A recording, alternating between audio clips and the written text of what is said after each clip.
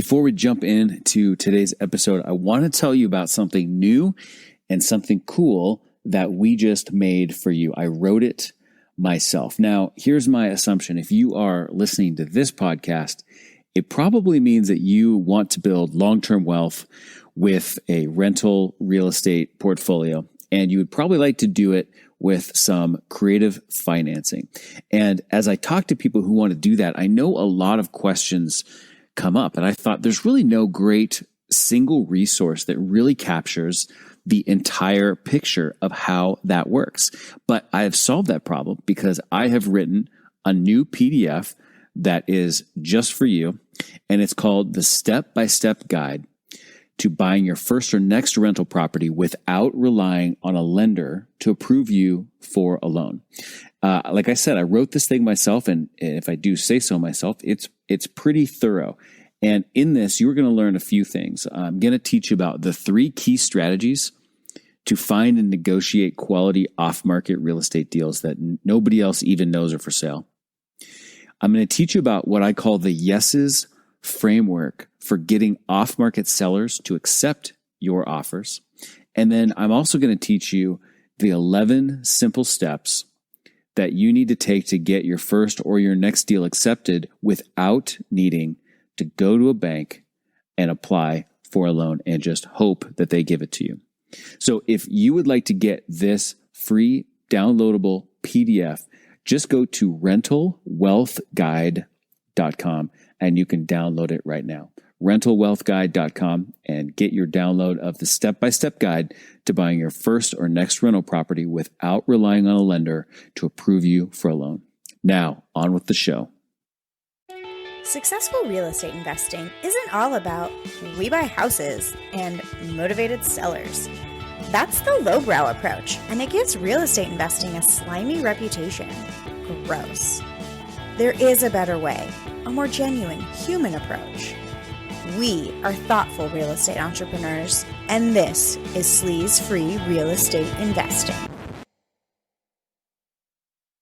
This is Jeff from the Thoughtful Real Estate Entrepreneur. Welcome to episode number 12 of Sleaze-Free Real Estate Investing, a show for those of us who never really felt at home in the we buy houses crowd. In this show, we take a stand against what we call the lowbrow approach, the mainstream guru seminar distressed seller approach that ends up giving real estate investors a slimy reputation. Instead, we discuss the strategies, tactics, and philosophies that we call the thoughtful way, an enlightened approach to real estate entrepreneurship that focuses on constantly sharpening the sophisticated real estate entrepreneur's 3 most critical capabilities. Number 1, seller relations skills. Number 2, deal architecture skills. And number 3, opportunity vision. When all 3 of these capabilities are successfully in motion, you can make an excellent living today and be building long-term wealth while creating value for everyone that you touch along the way. Show notes for today's episode are at www.thoughtfulre.com/E12, E12. Please do yourself and do us a big favor by hitting the subscribe button in your podcast app. And if you would be so kind as to rate and review the podcast in the Apple iTunes podcast store, that would be absolutely fantastic as well. In the last episode, we discussed the first part of a story, an epic story of an acquisition and an equally epic negotiation. And so we're going to continue that today. But if you haven't listened to that first episode, go back and take a listen to that one now, as it will just perfectly set the stage for what we're going to talk about today. But first, a little bit of food for thought, as always. Because after all, as thoughtful real estate entrepreneurs, we like to feed our minds with things to think about. And here's what we're thinking on today. This is the idea of pinching and zooming. That's right, just like you do on your phone. A while back, I was meeting with a friend, and my friend was going through a rough patch. And as he described it to me, he said, I just feel like my life is on this downward trajectory. And he kind of took his hand and drew a line going down in the air. And it occurred to me, because of course it's always easier to see other people's situations easier than it is to see your own. It occurred to me that he was just so zoomed in on that particular point in his life that he wasn't seeing the bigger picture. And I said, if you take your fingers here, just like you would do on your phone, I want you to pinch this life trajectory graph that you've got in your mind, and you're going to zoom out when you pinch, and you're going to see that overall your life has been up, up, up, up, up. And it's only when you zoom in super close do you see any, downward moments even at all. But the upward trend overall is absolutely the trend there is. It's just you've been up and to the right the whole time. And so just keep in mind that while things might be tough right now, you're going to rebound from that, and you're going to continue on this trend that you've been on your whole life. And that thought helped him a lot in the moment. It helped him get in some perspective and zoom out himself and be able to see things from a bigger perspective, like I was able to by looking at his situation. So I think about this a lot for myself, and I realize that while I have clarity on his situation, sometimes it's difficult for me to have clarity on my own situation. So I'm constantly now encouraging myself and trying to remind myself to just zoom out more often, because when I zoom out, I see that overall, I've come a long ways. Overall, I've seen incredible growth as a person and as an entrepreneur. And while something might be frustrating to me in the moment, or I might feel like I'm down in that moment, overall, I'm up and to the right all the time. So pinching and zooming. And I encourage you to do this in your own life, to find a way to pinch the screen of that trajectory and zoom out and be able to see that you indeed are making huge progress and that you are going up and to the right. That is today's food for thought. Hey, everybody. Just a quick interruption to tell you about something we've put together for you. I don't know if you've ever heard this funny expression, but a powerful one that says, you can't read the label when you're inside the bottle. Well, real estate investing is kind of like that. When I got started, I was just reading and listening and studying everything I possibly could and taking massive action based on that, which was fantastic. But it took a long time for me to realize that so much of what I was learning was actually pretty lowbrow, and I just didn't have that perspective. And you might be in the same kind of position right now. It's very difficult to know and to see your own situation clearly when you're right in the middle of it.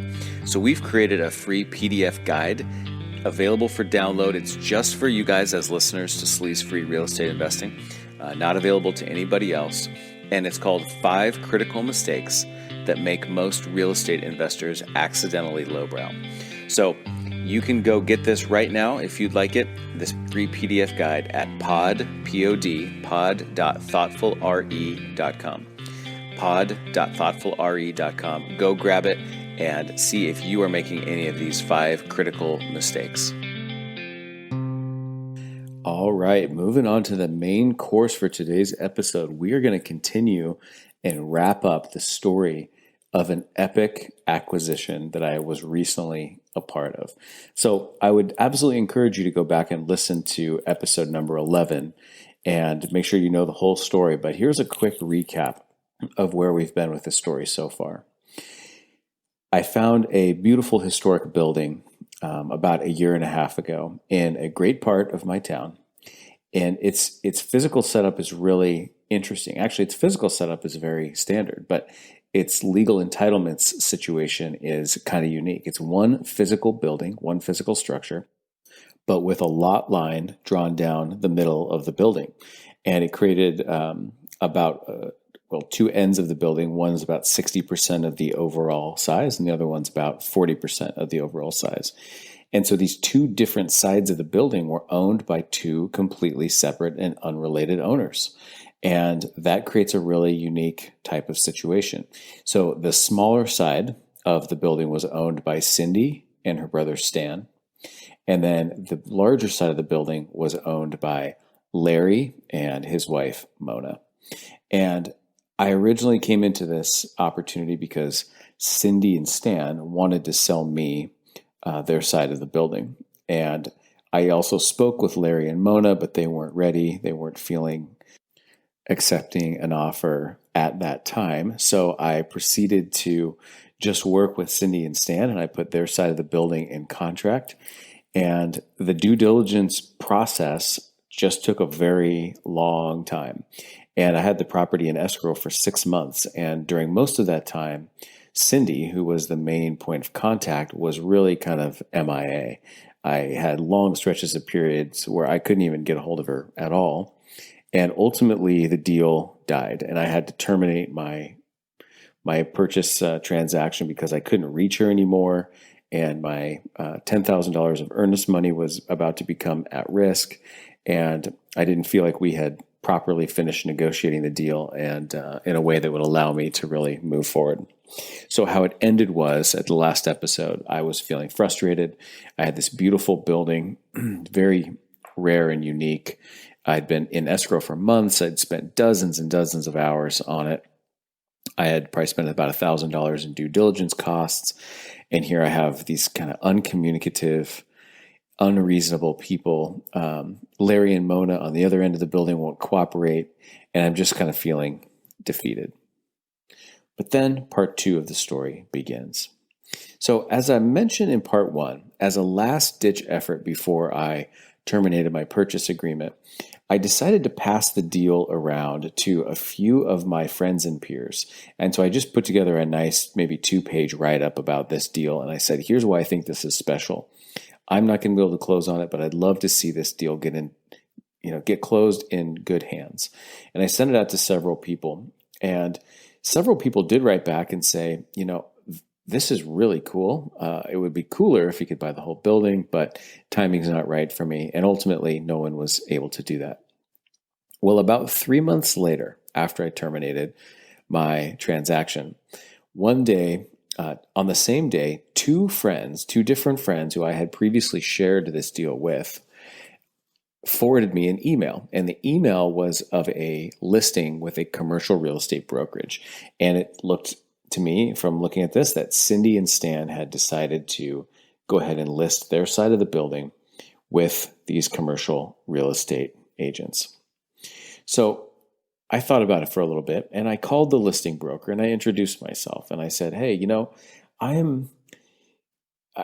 may have heard of me. I was in contract to buy this building before, and I still really like it.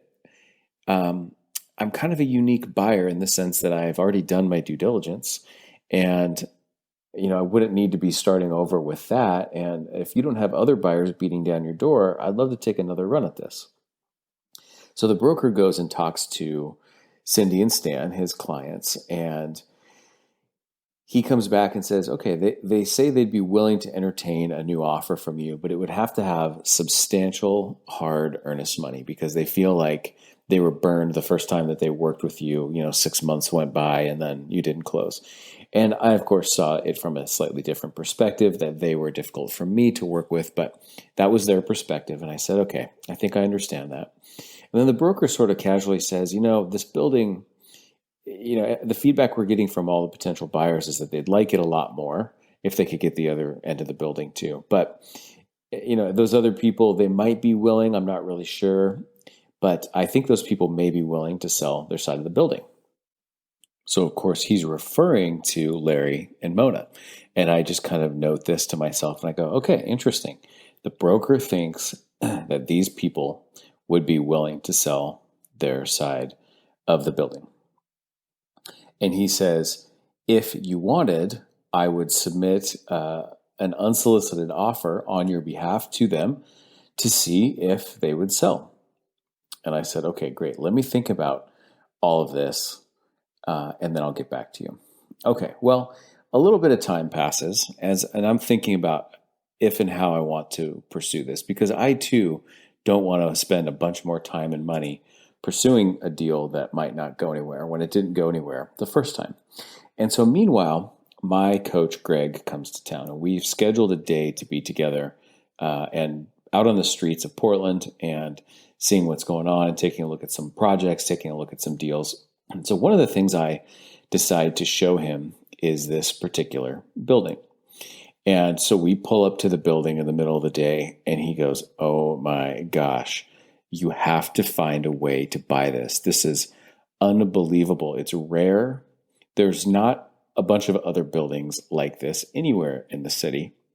This is special. This is well located. And there's just nothing else like it. And when things are rare, they tend to be worth more and more valuable and more special. And plus the fact that this is two separate ownerships made it even more rare, because not just anybody could come along and actually get control of this whole building. They would at best be able to buy the one part of it that Cindy and Stan were willing to sell at this moment. So we started talking about it a little bit more and kind of created a vision for the highest and best use of this building over the long term.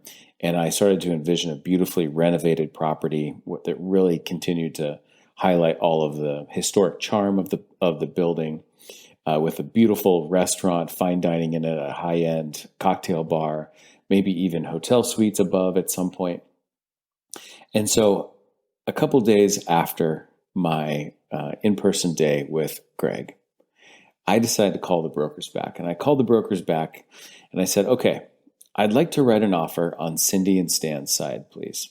And I know it's listed at $900,000, but I previously had the property in contract for $810,000. And so I'm going to actually offer $825 because I realize that now they're paying you brokerage fees, and I wasn't able to close the first time. So I realized there's a bit of a penalty to me. So I'm willing to pay $825. I'll give you $10,000 of earnest money hard. And by the way, hard earnest money is very unique for me. This is not something I do very often. So $10,000 offering $10,000 hard earnest money, non-refundable, was scary. And it was a first time experience for me. And I said, I will also take you up on your offer to write and deliver an unsolicited offer for Larry and Mona's side as well at $1.3 million. So the brokers go and they write up both offers and submit them. They submit Cindy and Stan's side to Cindy and Stan because they are representing Cindy and Stan. And then they, on an unsolicited basis, submit the offer for the other side to Larry and Mona. So Cindy and Stan come back and they counter my offer and they say, we need a higher price and we need more hard earnest money than you've offered. So ultimately we land on $840,000 as the purchase price. This is now $30,000 more than I could have bought it for just a few months earlier, which might not make sense to you, but keep listening. And $15,000 of hard, non-refundable earnest money. That's what they demanded, and that's what ultimately I agreed to. And I asked for a 90-day close, which they felt was reasonable, and my offer had no contingencies whatsoever. So I'm writing a check for $15,000, and there is no way that I'm getting that money back because there's no contingency to the deal at all. Again, this for me is pretty darn unique. Now, as an aside, meanwhile, I can kind of tell that these brokers are getting a little bit tired of Cindy being so difficult to reach, just like I had experienced several months before. I think they were also realizing that they've got on their hands here a little bit of an odd duck of a property, since it's just part of the building and not the whole thing. And most buyers would want the whole thing rather than just this 40% of the building. And also this deal is kind of a lower price point than these commercial real estate brokers are normally used to working with. And so I sense that they're kind of regretting taking it on. It seems like probably for them a lot of work, a smaller reward, and a whole bunch of headaches and client hassles. So I'm actually just about at this point to take a 2-week camping trip to Yellowstone National Park. So one thing I negotiate with them is that our effective date, we're going to sign it today, but our effective date won't be for 2 weeks until now because I can't do anything while I'm out of town on this trip. And so I'd like the start date, day one, effectively, of my closing timeline to be 2 weeks from now, not today. And then my earnest money will be due a couple days after that, 5 days after the effective date. So I negotiate for a delayed effective date. And my earnest money is going to be due 5 days after that effective date. So they accept this and we put the deal back in escrow. I'm in contract on the same property again, now with more hard earnest money, no contingencies, and $30,000 more than I could have paid for it just a few months early. And by the way, I have absolutely no idea how I'm going to pay for this building. But I know that I've been in that position before, and I know I've figured it out. So I think I'm going to get to figure it out again. Now, Larry and Mona also received an offer through these brokers, the unsolicited offer, at the same time. And guess what they did? They just flat out declined it immediately. And they basically told the broker to go jump in a lake, that they didn't want to hear from him again. The broker calls me back, and now he says, these people are so unreasonable, they will never sell their property. Okay, duly noted. Yet again, I'm noticing the opinions that the people around me, the parties of these transactions have. I'm noticing their opinions and their beliefs, and I'm just filing them away in the little file folder in my mind. Okay, duly noted. Broker thinks Larry and Mona will never sell. But I'm pretty sure, because I've spoken with Larry and Mona before, that there's probably a couple reasons why they said no. I'm guessing reason number one is brokerage fees. I know that they want $1.3 million for this property, but that they don't want to have to pay brokerage fees to get it. So I'm sure that that was one of the huge deterrents of this offer that we just submitted through the brokers.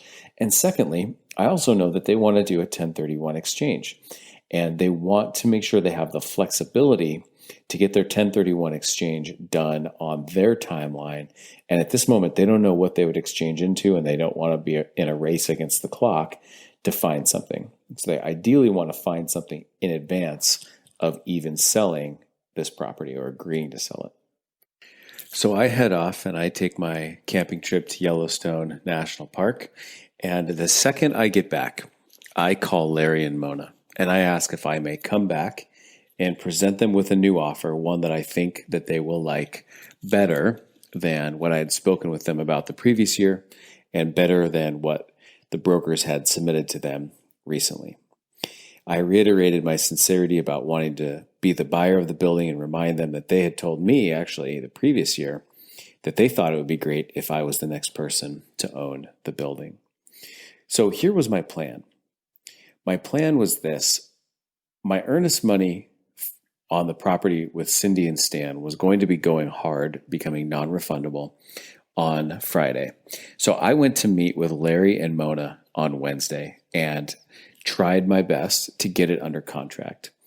Then, if I was able to do that, I would feel comfortable releasing my earnest money and making it truly non-refundable on Friday. So if I could get it under contract on Wednesday, I'd feel okay releasing the earnest money to Cindy and Stan on Friday.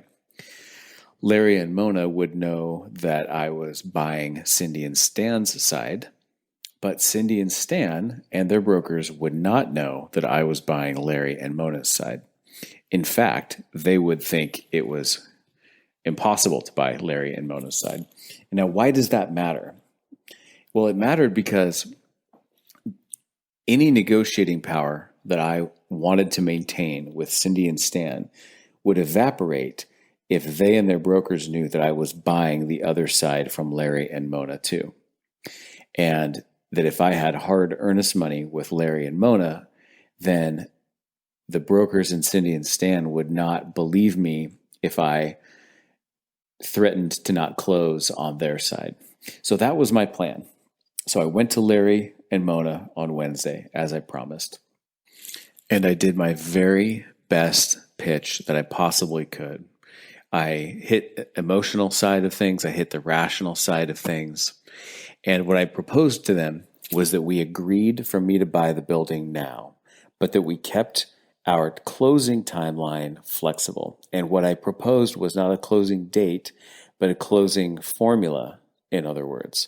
So I said, why don't you agree to sell me your building now? And we won't set a specific closing date. Then you go out and you begin searching for your 1031 exchange property that you want to buy with the proceeds of your sale of this building. And when you feel like you found it, you come back to me and give me 60 days notice. And when you give me 60 days notice, that will start the clock ticking, and I'll have exactly 2 months for myself to finalize my financing and get the deal closed. And that would give you the ultimate flexibility then to dictate the timing in the way that would work best for your 1031 exchange. I emphasized that there were no brokerage fees. So $1.3 million was $1.3 million. I emphasized that I was not making my offer contingent upon anything, not financing, not inspections, nothing. I offered to give them $15,000 earnest money, non-refundable, right there on the spot. And I offered to give them another $15,000 earnest money, non-refundable, at the 60-day mark whenever they gave me their notice. I was going to give them earnest money, the first installment of earnest money, today. In fact, I had a pre-written check with me that I showed them, and I waved it in front of them. I said, look, I've already written the check. That's how serious I am about wanting to buy your building. And I will give this check straight to you if you sign this purchase agreement and agree to sell the property to me. So then they would ultimately have $30,000 of earnest money, 15 that I would have given to them directly, and then 15 more that would be deposited in escrow at the time they gave me their 60 days notice. I had all the paperwork completed, ready for them to sign, and I had it with me in my notebook. I had my pre-written earnest money check, and it was made out to them personally and not to escrow. Now, why is this important? I don't want to gloss over this point because it will become extra important later in this story.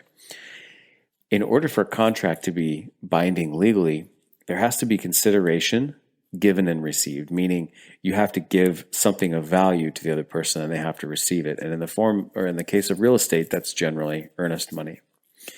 So it was very important to me that they personally took my check and deposited it into their bank account, because then they would really very much make it official that they had received consideration.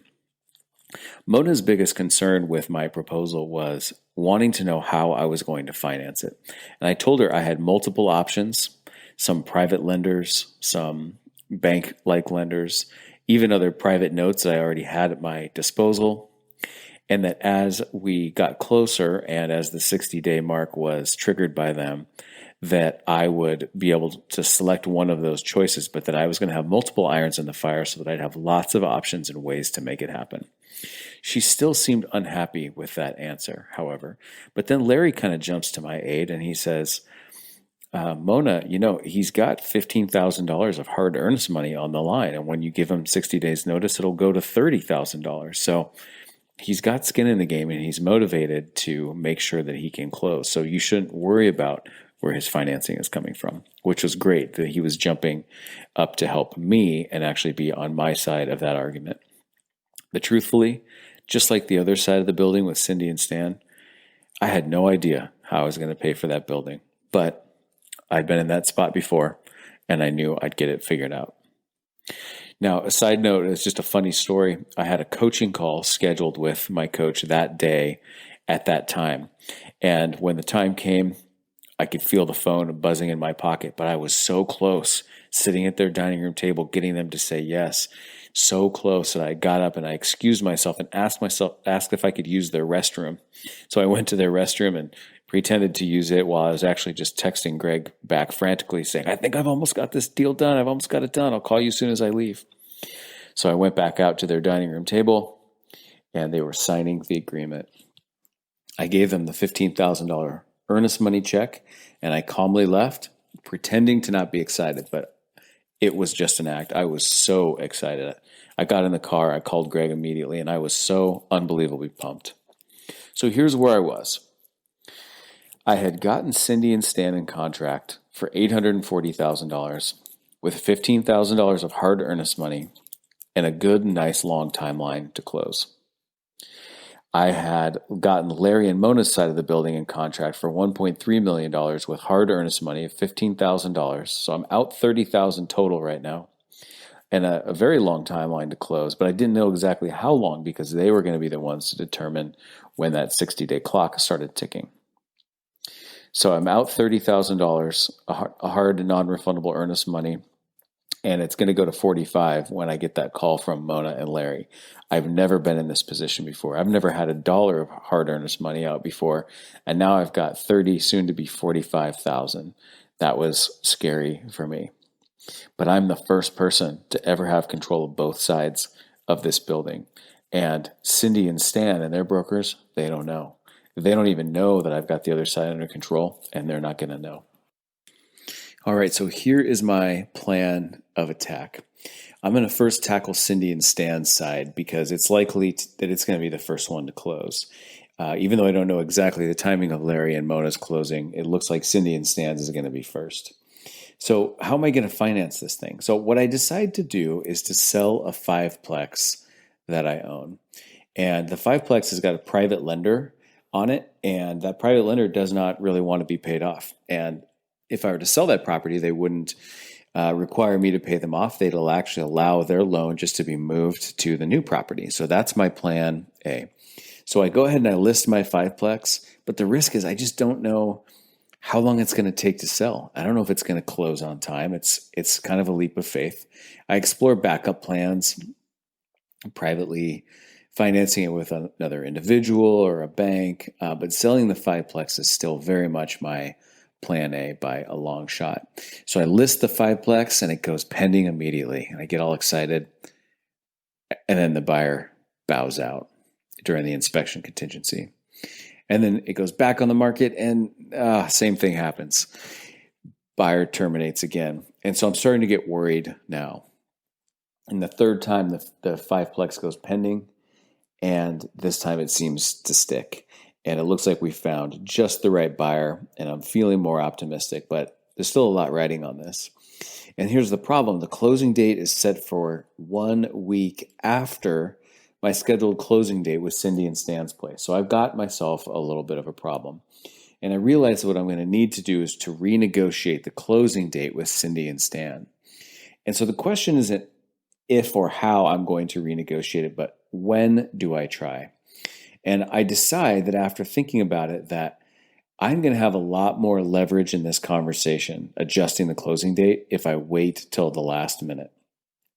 Because if I call them a month early, a month in advance, then they might not be quite as motivated. But nobody likes to get to the 1 yard line and then not score, to use a football metaphor. So I'm also thinking about the brokers, because their motivation to get this thing closed is already high, but it's only going to get higher as the closing date approaches. Again, they probably are frustrated with their seller. They're probably frustrated with me as a buyer.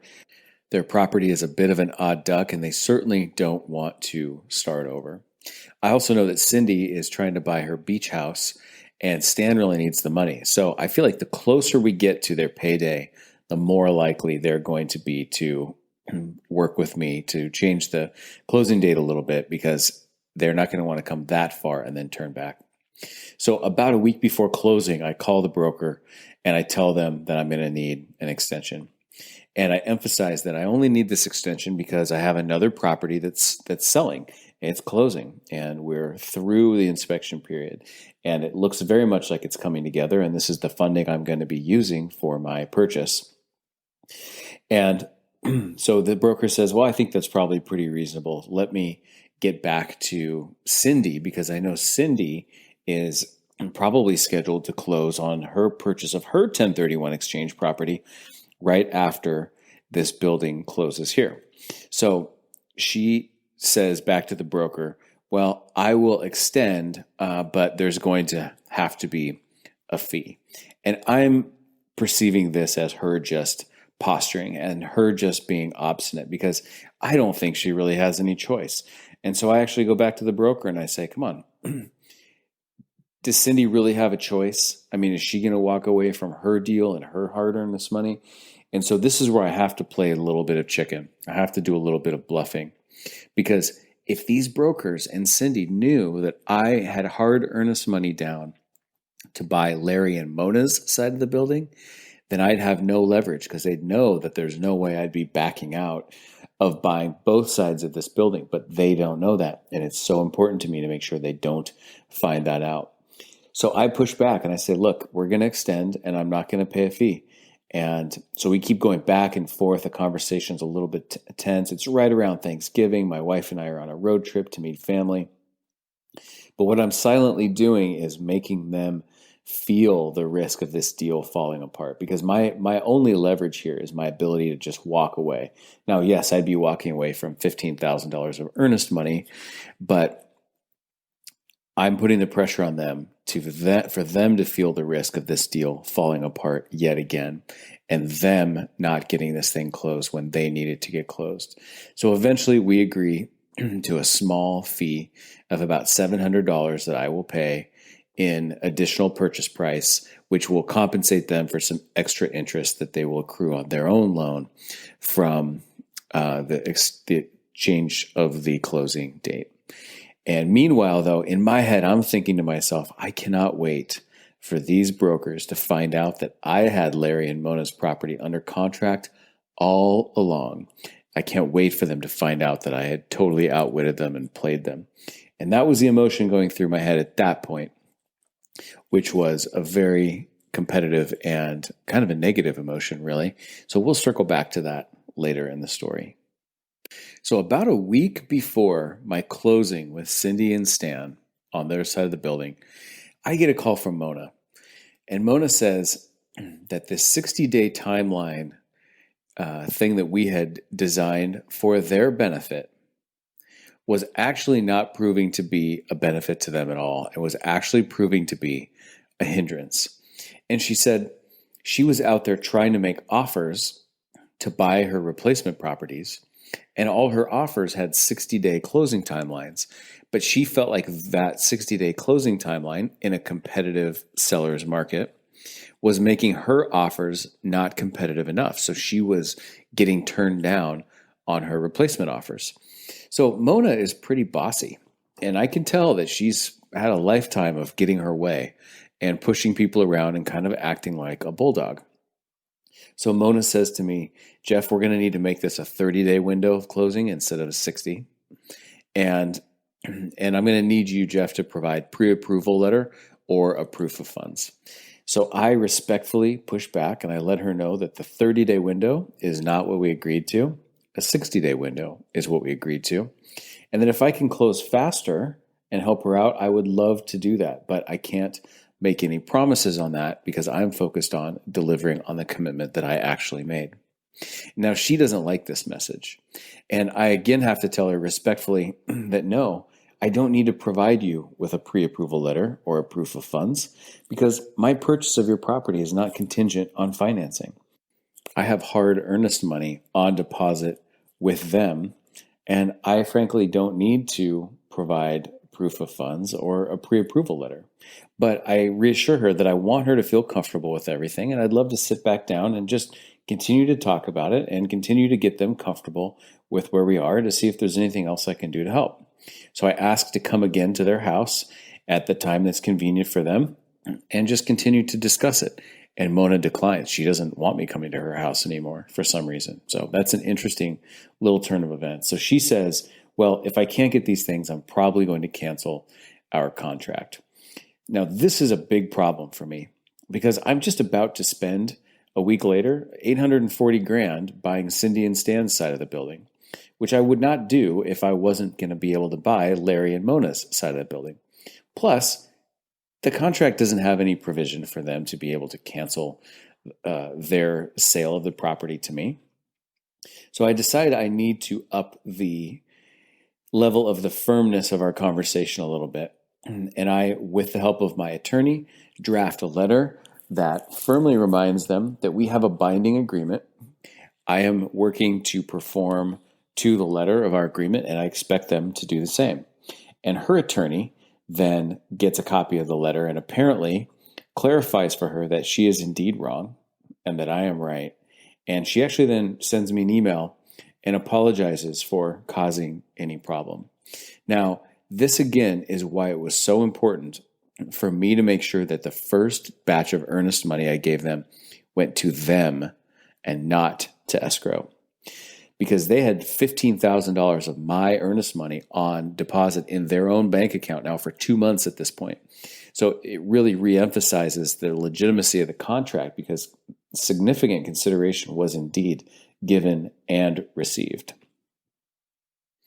So I approach closing date for Cindy and Stan's side of the building Thankfully, the buyers of my fiveplex came through.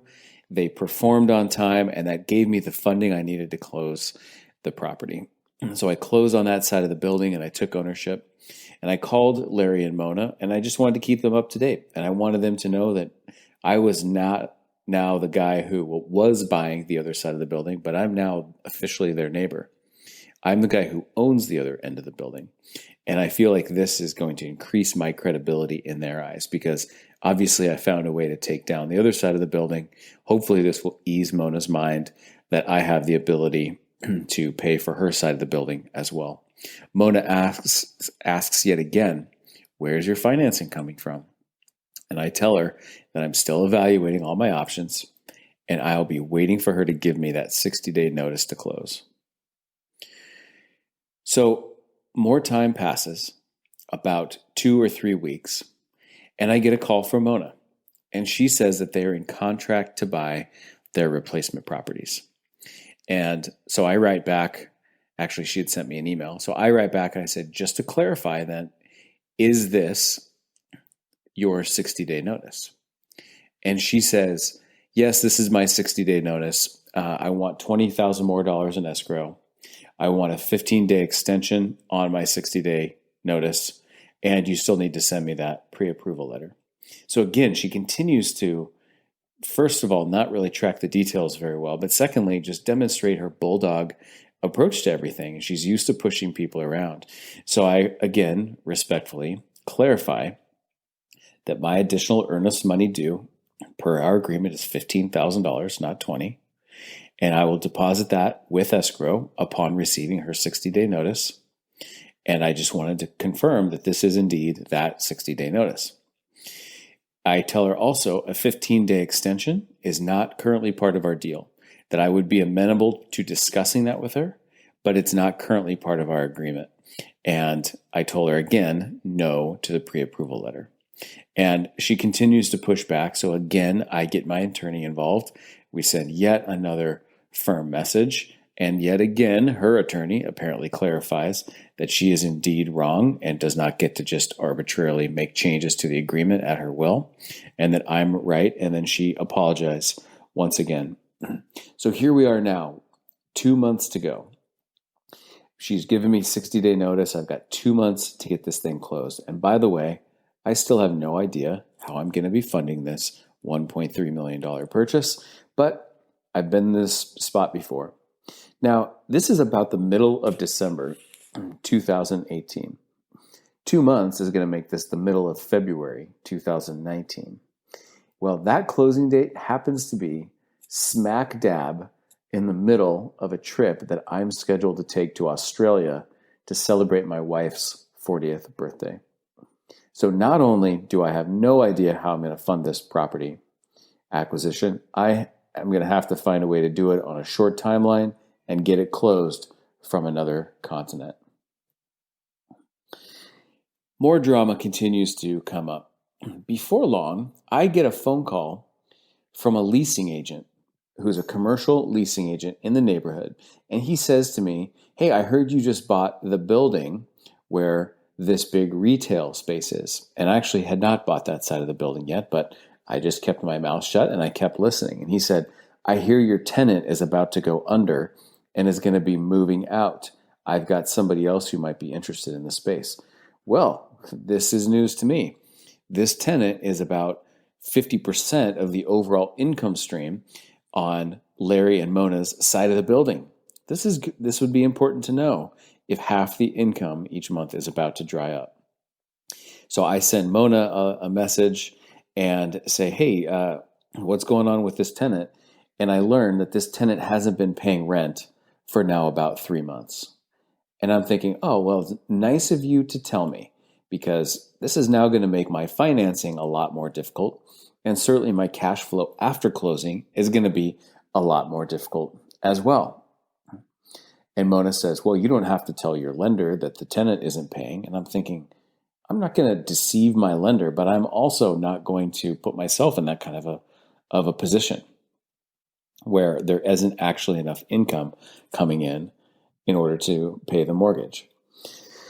So I go into my transaction now that's going to be closing in the middle of my vacation from another continent that I have no idea how I'm going to pay for, and half the income is drying up.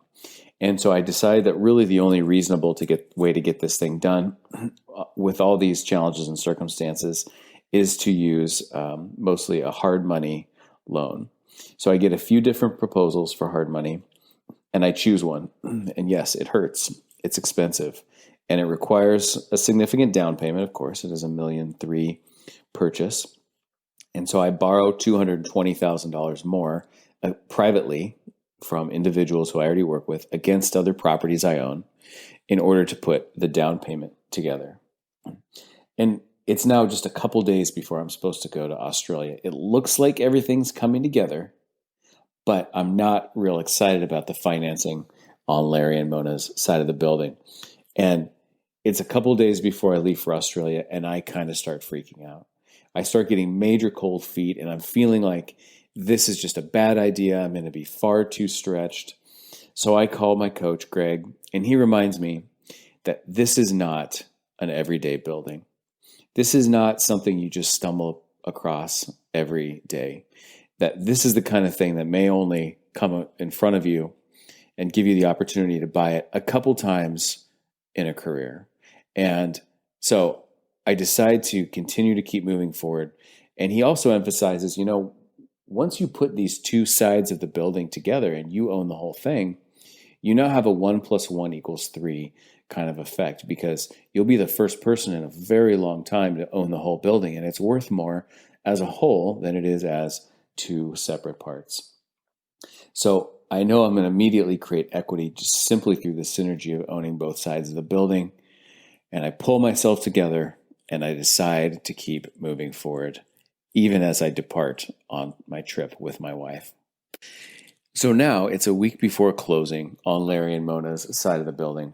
I'm in Australia, and my escrow officer back in Portland, our plan is she's going to FedEx to me in Australia all the closing documents that need to be signed.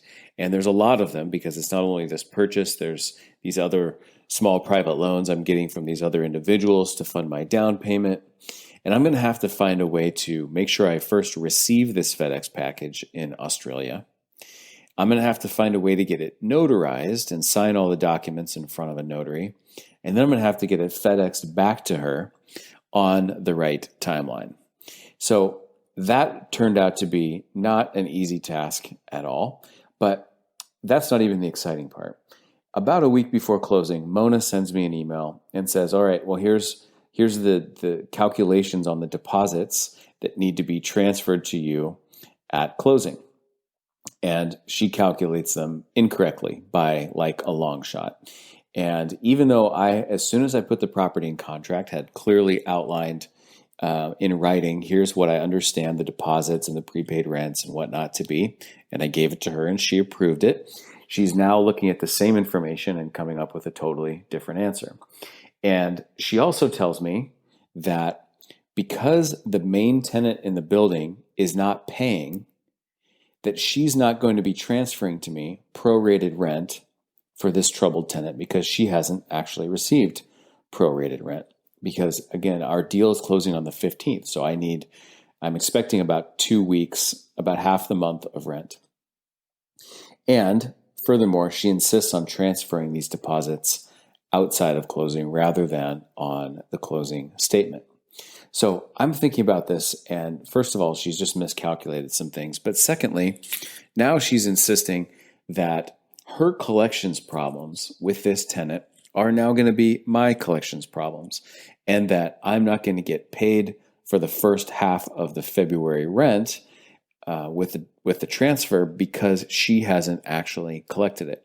So I'm really upset, and I write back to her in very direct email language telling her that those collection issues are her issues. And if she's chosen to not be more diligent with collecting rents for months, then that's her issue. But I expect to receive prorated rent for all units through closing, whether she was able to collect those rents or not. And I correct her math errors. And all of this ultimately doubles what she thought she was going to have to pay, from $5,000 and change to actually $10,000 and change. And furthermore, I tell her that if we're going to do this outside of closing, then I'm not going to accept a personal check. I'm going to take a cashier's check, and she can deliver that cashier's check to the escrow office front desk where my staff will pick it up prior to closing. And Mona is so mad. She is so insulted.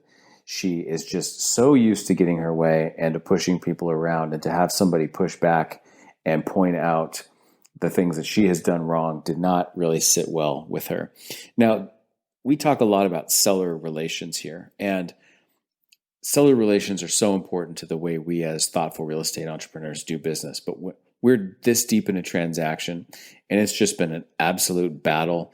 At this point, it's just about getting the deal done and getting Mona out of my life and into my rear view mirror. So we're really just trying to get business done, get this thing closed, even though she's being unreasonable and pouting because her bullying is no longer working. So we get the documents notarized, which was, I can assure you, a huge adventure in and of itself.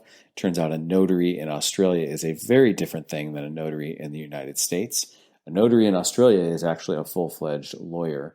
They're not easy to find, and it is not cheap. I spent about $600, literally got every dollar out of the ATM that the ATM would allow me to get in terms of daily limits to give this person $600 cash just to notarize a couple documents. Found the FedEx place, which is not exactly as easy as a FedEx store in the United States, and got the whole thing shipped back about 10 minutes before the FedEx cutoff. And we got the deal closed. Later, when I got back from my trip, I had my team work with the title company to do the title research because I wanted to know. I knew it had been a long time since one party had owned both sides of the building, but I didn't know how long, and I wanted to be able to say how long it had been. So my team works with the title company, they do their research, and we get the answer back. 101 years. 1918, the building was divided into those two parts, and not a single time over those 101 years did one party own the whole building until we got it done. A quick epilogue for you. About a month after I closed on Larry and Mona's side of the building, and I became the owner of the whole thing, the brokers from Cindy and Stan's side of the building apparently saw in the public records about the real estate transactions that I had bought the other side of the building.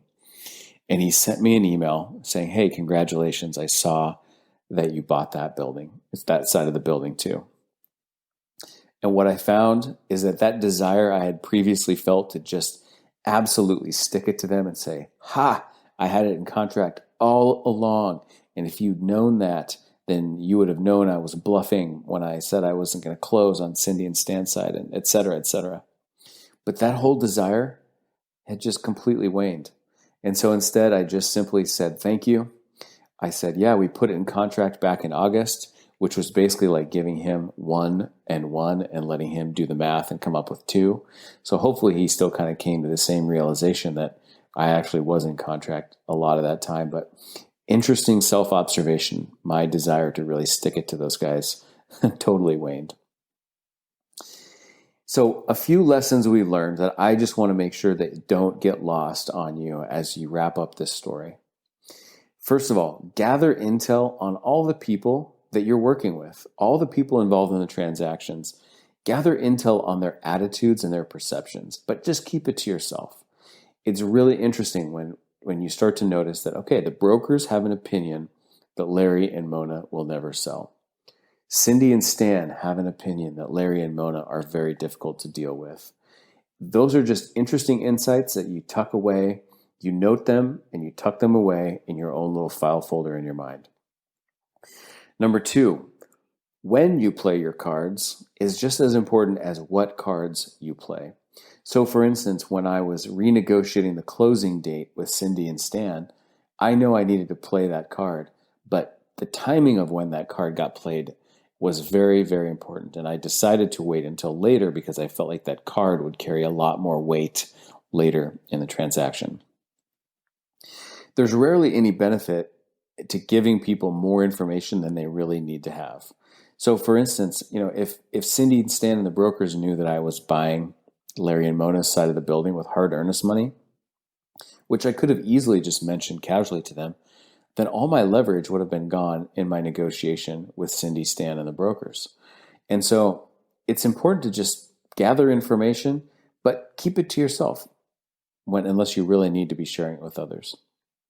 Follow the letter of the agreement and follow it to the letter and stand up for it. There's a fine balance that can be struck with directness and rapport, but also maintaining professionalism.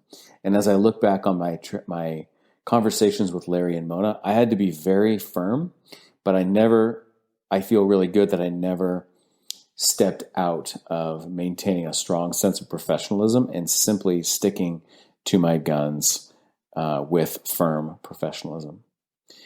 Focus on the bigger picture. There were so many times in this that I just wanted to actually give up, but I could see the value of the building as a single ownership. I kept remembering how cool this building would be with the grand vision that I had hatched in my mind. And with the help of others like Greg, I was able to keep focused on that bigger picture. So thank you for listening to these 2 episodes of Sleaze-Free Real Estate Investing. I hope you have enjoyed this story. It's very much like a long chess match, but I wanted you to be able to see how a long, drawn-out series of negotiations is really like waging a war over the course of many, many months, and it's a lot of little moves, not just one big transaction. On the next episode, we're going to be discussing something that I call deal feel. Deal feel is the intangible gut feeling for a deal that you have when you get into it, and the people and all the dynamics and the changing dynamics throughout the whole process. So deal feel is like putting your fingers on the pulse of a deal and all the parties involved and constantly monitoring where things are at and making adjustments accordingly. And I can't wait to talk with you about that. Again, please do us a big favor by hitting the subscribe button in your podcast app. Then you'll know the second the next episode is released. And a reminder, today's show notes, including a transcript, can be found at www.thoughtfulre.com/E12. That's E12. Until next time, this is Jeff from the Thoughtful Real Estate Entrepreneur, and I'm signing off. Thanks for listening to Sleaze-Free Real Estate Investing. Remember, solve the person to unlock the deal, and solve the financing to unlock the profits.